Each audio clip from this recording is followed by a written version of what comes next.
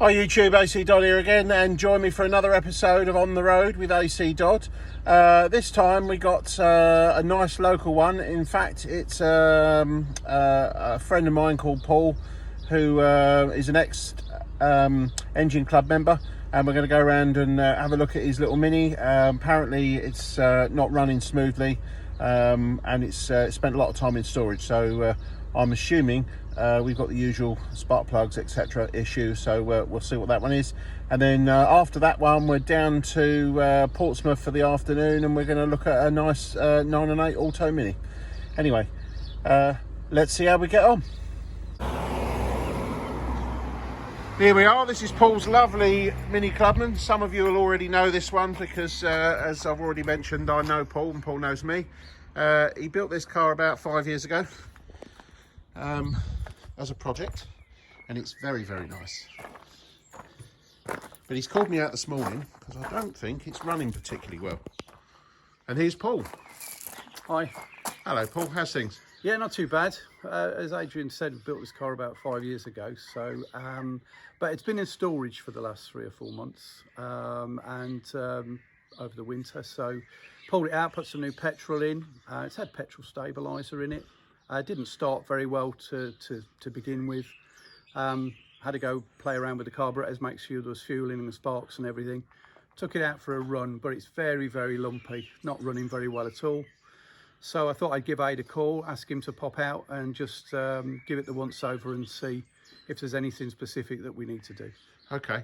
Paul's not your average DIY mechanic. He gets his spanners out and he knows what he's talking about. So as you say, he's already covered the main points there, like fuel stabiliser, which a lot of people don't bother with nowadays. But Paul's already realised this is a good thing, so he does it. But as he's already said, he's got some problems here. So do you want to try and start it, Paul, and see what it sounds like, and then let's see. Or what we haven't got. Yeah. It's also worth mentioning at this point, this is a full-on ACDodd engine that Paul built in Engine Club. So this is kind of a track day sort of build. So it's quite a lively engine when it runs.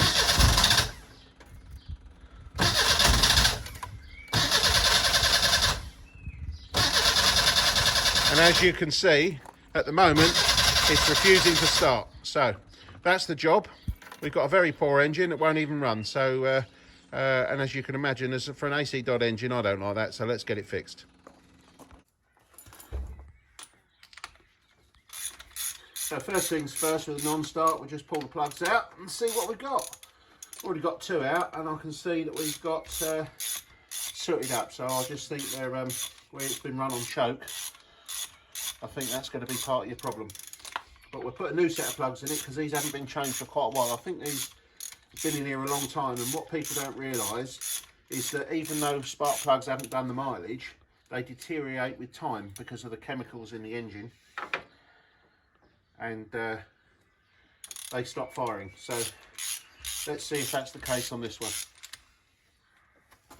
Right, try it now, Paul.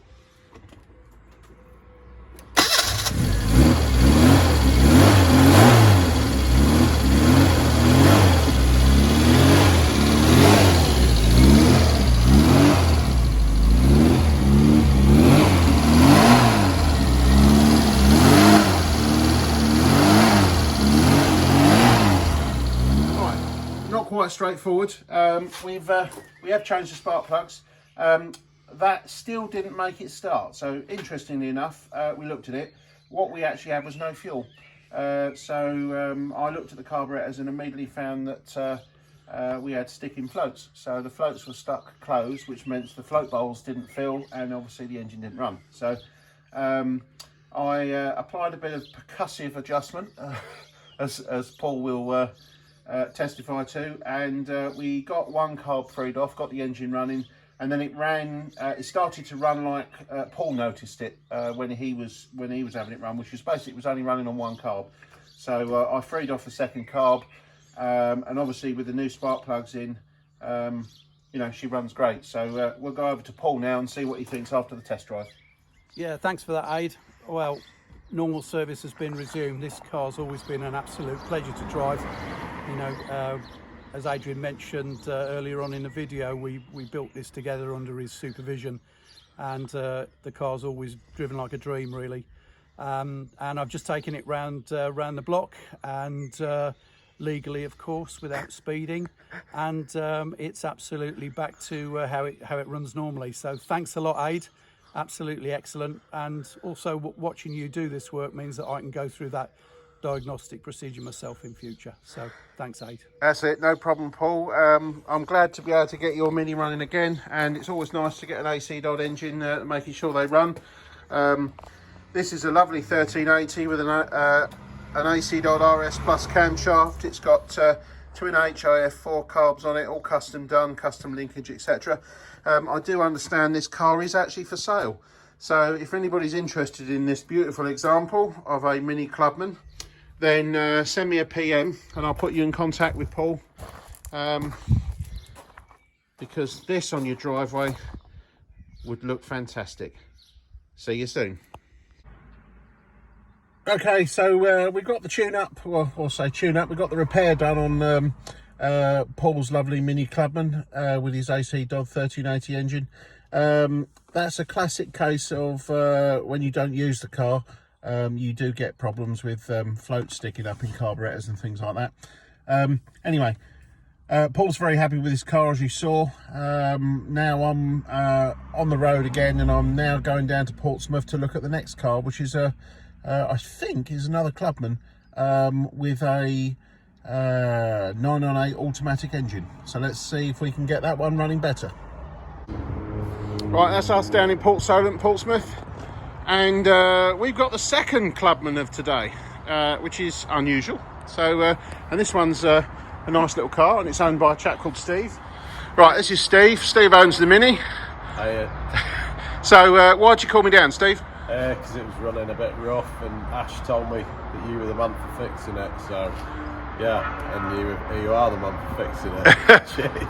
All right. So, what was up with it, according to you? Just overfueling, I think, and just running rich, and just I knew there was more that I could get out of this little engine. Right. So. Well, let's see what we can do. Cheers. It's got a 998 automatic engine. And I've been through it, and we had the wrong plugs, so we had some of these things with the multi-electrodes on which you can't gap, so they're a pain in the arse. So we got rid of those, put some BP 6Es in it, V-grooved, and then gapped them at 25 thou. And now I am looking at the fueling. Let's see the tops off the carburetor. It's basic HS4. It hasn't got a stage 1 kit on it. But it has got a cone filter, so we just need to do a little bit of tweaking to get this in. The advance curve is pretty good in the Dizzy, which is good, and I've had to adjust the timing by about 5 degrees, give it a bit more advance. I'm just going to make a needle for it now, and we'll see what it runs like.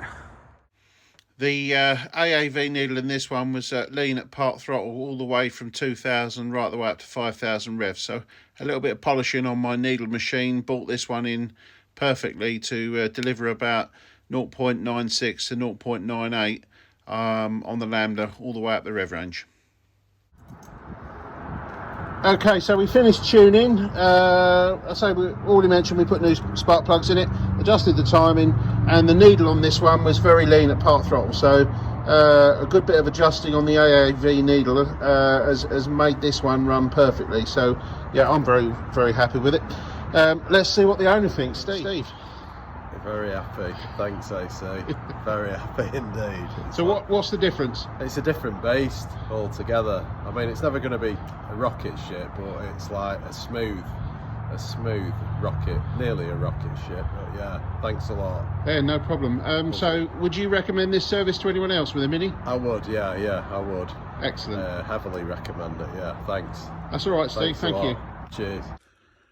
It's also worth just mentioning there that with that last car, Steve's one, the carburettor had a little bit of wear in it, in as much as the choke itself wouldn't return properly.